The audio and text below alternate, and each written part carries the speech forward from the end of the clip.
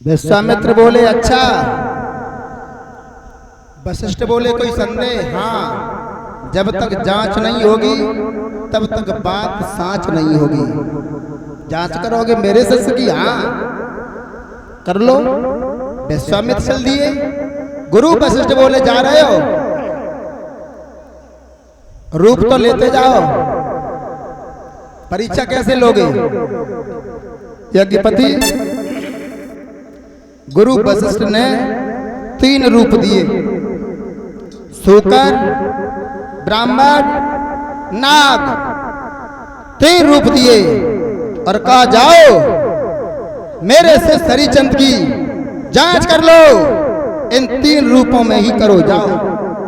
विश्वामित्र 3 रूप लेकर के चले। अयोध्या में घुस नहीं पाए, हरिचंद की बगिया में घुस गए, बगिया को उजाड़ दिया और माली जब रक्षा करने आया तो उसकी जंगा को फाड़ दिया, शरीर से खून बहने लगा। रोता चिल्लाता माली हरिचंद के दरबार में पहुंचा और कहा महाराज सूकर ने बगिया उजाड़ी, उसे मारो। तो आज महाराज हरिचंद धर्म की बात बताते हुए बोले माली ये समय कौन सा है, और कोई आया है तो वो अतिथि है और अतिथि भगवान के समान होता है। आज हरिचंद अपने माली को समझाते हैं।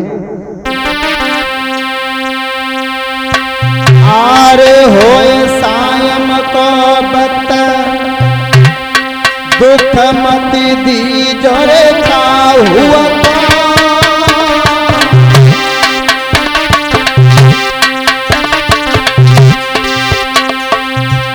और दुसमुनया में द्वार बैठना दीजे बाऊ को दुसमुनया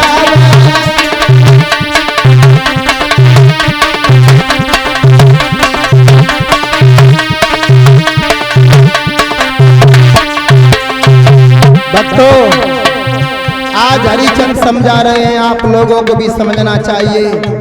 अगर तुम्हारे दरवाजे पर शाम को कोई आ जाए तो अतिथि है, उसकी आत्मा को कष्ट मत देना। अपने घर आए हुए व्यक्ति पर जोर मत दिखाना, क्योंकि ये बहादुरी का काम नहीं होता, ये कायरता होती है।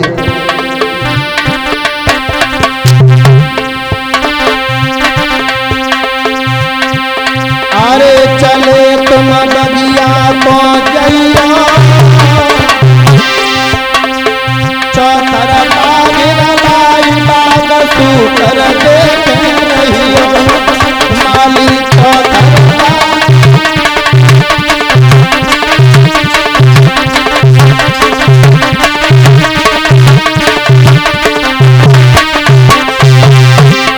अरे सवेरे मौया बिंदे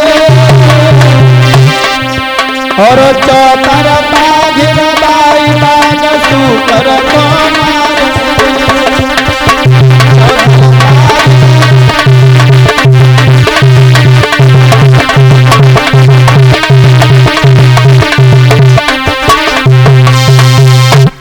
रात भर तुम सुरक्षा करना, सवेरे उसका वध कर देंगे।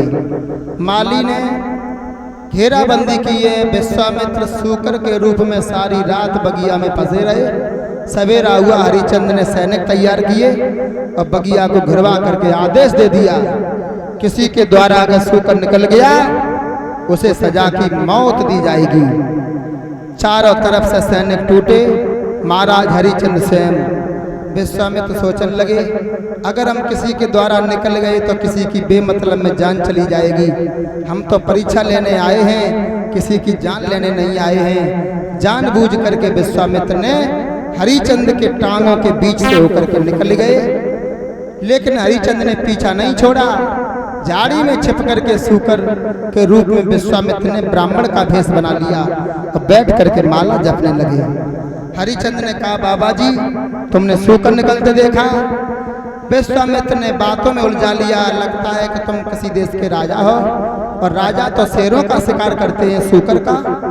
हरिचंद नहीं समझ पाए कि तो उनके साथ धोखा होने लगा।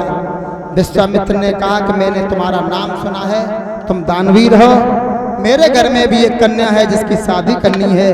अच्छा हुआ तुम यहीं मिल गए, मैं कुछ आस लेके आया था। हरिचंद बोले यहाँ मेरे पास कुछ नहीं है कुंजी लगाम के अलावा। विश्वामित्र बोले इसी का संकल्प छोड़ दो। हरिचंद नहीं समझ पाए, कुंजी लगाम को दे दिया दान में, लेकिन बगैर दक्षिणा के दान अधूरा होता है। दक्षिणा में 60 भार स्वर्ण मांग लिया है विश्वामित्र ने। हरिचंद बोले चलो मेरे साथ। अयोध्या में लेकर के आए खजांची को इशारा किया कि जाओ स्वर्ण खजाने में से 60 भार सोना ला करके दे दो। खजांची बोला महाराज चाबी कहाँ है? और चाबी तो पहले ही विश्वामित्र को दे दी। विश्वामित्र कहने लगे राजन ये राजपाट हमारा हो चुका है, तुम्हारा होश ठिकाने है? राज से बाहर से लाओ 60 भार सोना। आज खोपड़ी पकड़ के हरिचंद बैठ गए। विश्वामित्र बोले समझ गए, सत्यवादी बनते थे, लो चाबी हम तो जा रहे हैं। हरिचंद कहने लगे हैं सूर्य टरे चाहे चंद टरे, टरे जगत व्यवहार, और पैदृ निज हरिचंद को टरे न सत्य विचार। मैं अपनी पत्नी से पूछेंगे। विश्वामित्र बोले लो कर लो बात, पत्नी से पूछेंगे, पत्नी तो मना कर ही देगी। और क्या बोले विश्वामित्र राजन